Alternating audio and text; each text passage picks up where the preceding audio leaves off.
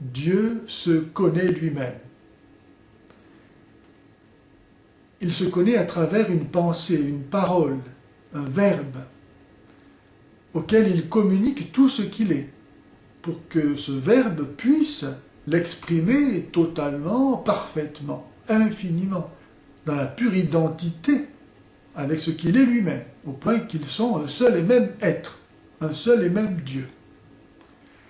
Entre le Père, on l'appelle Père parce qu'il est l'origine de qui tout procède, entre le Père et celui qu'on appelle le Fils, parce qu'il reçoit tout du Père, en qui le Père s'exprime parfaitement. Jésus dira « Qui me voit, voit le Père ».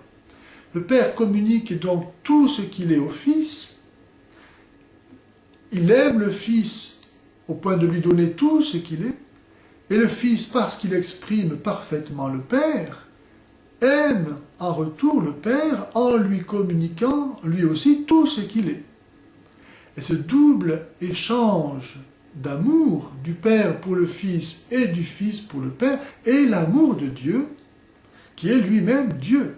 Car il procède de Dieu en étant Dieu, un avec le Père et le Fils. Il est l'amour du Père et du Fils. Le Père s'aime dans le Fils et le Fils aime le Père. Et cette respiration est leur esprit commun qu'on appelle l'Esprit Saint. Esprit, respirer, c'est la même racine étymologique, roi en hébreu, qui est leur vie commune. Ainsi, Dieu est une communion de personnes. Dans l'amour, ce qui fait la peine de celui que l'on aime devient notre peine. Ce qui fait sa joie devient notre joie. On partage tout au point qu'on ne fait plus qu'un. Ta joie est ma joie, ta peine est ma peine. Dieu est un parce qu'il est amour. Et parce qu'il est amour, il est aussi communion de personnes. D'ailleurs, s'il nous a créés à son image, en étant nous-mêmes famille, il a créé l'homme et la femme pour que la femme et l'homme ne fassent qu'un et que un fasse trois. Dieu n'a pu trouver qu'en lui-même le modèle de ce qu'il a fait. Le monde n'est pas une nécessité pour Dieu. Il n'est pas non plus une distraction. Il est l'expression de ce qu'est Dieu, c'est-à-dire amour. Dieu a créé le monde gratuitement, parce qu'il est en lui-même don, échange, liberté, communion.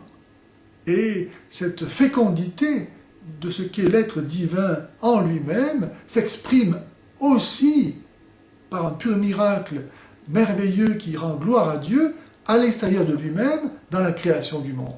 Le Saint-Esprit est la personne don qui unit le Père et le Fils et qui clôt ainsi le cycle intérieur de l'être divin. Il y a une différence entre les orthodoxes et les catholiques au niveau du filioque.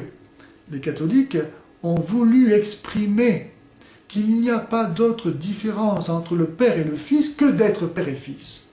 Et qu'en dehors de leur relation réciproque, ils sont un seul et même Dieu, une seule et même substance. Or, si l'on disait que le Saint-Esprit procède du Père seulement, et non pas du Fils, il y aurait donc une autre différence entre le Père et le Fils que d'être Père et Fils. Et donc, l'unité divine serait par le fait même niée. C'est pourquoi nous disons que le Saint-Esprit procède du Père et du Fils, qui sont tous les deux le seul et même principe du Saint-Esprit. Et pour distinguer la procession du Saint-Esprit de celle du Fils à partir du Père, on dit que le Fils est engendré du Père et que le Saint-Esprit est spiré par le Père et le Fils. Il nous faut entendre ce verbe de Dieu que Dieu prononce éternellement. Dieu se dit éternellement, se connaît lui-même éternellement. Donc actuellement, Dieu prononce ce verbe en nous, puisqu'il nous crée. Il est en nous. À nous, par la foi, d'entendre cet engendrement, cette parole de Dieu, par laquelle Dieu se dit lui-même, et par laquelle il nous dit en même temps, puisqu'il nous crée dans ce Verbe, par son Verbe.